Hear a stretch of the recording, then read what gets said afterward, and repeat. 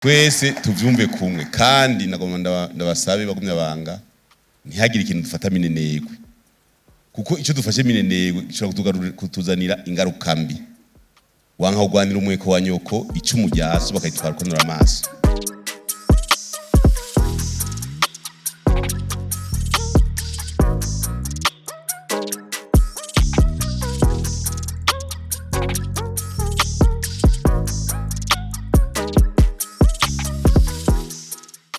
Nyenicubahiro umukuru w'igihugu akaba n'umukuru w'inama nkuru y'inararibonye yamenyesheje ko umugumyabanga Reveriyano Ndikuriyo n'icegera ciwe bongewe ikindi kiringo ngo babandanye ibikorwa nk'umunyamabanga mukuru w'umugambwe hamwe n'icegera c'umunyamabanga mukuru w'umugambwe CNDD-FDD.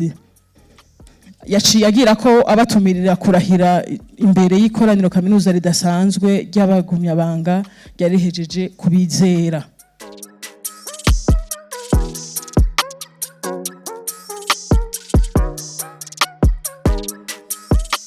Impanuro zubaka tuzozakirana kweze n'abazoduhanura izitubaka tuzozikorerako tuzibike mu kabati.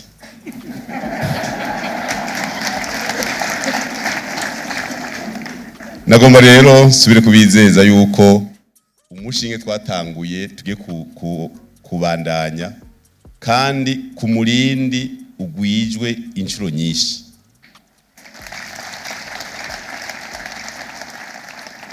Kuva muri ya zone yo ku mupaka ngira ngo hariya mu Rukana mu Cibitoki gushika hariya mu Camazi muri Gisagara, kuva ngira ku mutumba wa Kumana hariya mu Kirundo gushika mu Kerezi Nyanzarake, tugiye guhamagarira umuntu wese kwagurukira ibikorwa bimuteza imbere n'ibiteza imbere igihugu.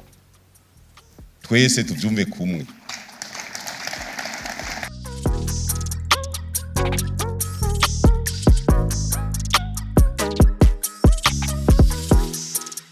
Kuva mu 2005 umugambwe CNDD-FDD wama uriko urihesha iteka kandi iteka riwukwiye. Umugambwe CNDD-FDD wari watoranye igihugu kirimo akajagari, igihugu cy'ubusimbira hamwe, igihugu atamwizero wari uhari. Muguko bukeye uko bwije niko igihugu kiza kiratoha, none ubu tukaba dushitse ku ntambwe ibereye.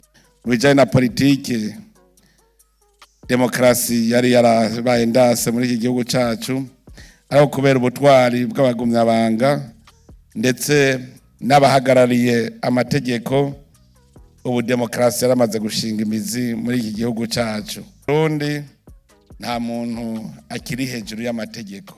Amategeko arakora kandi abayarenze barahanwa.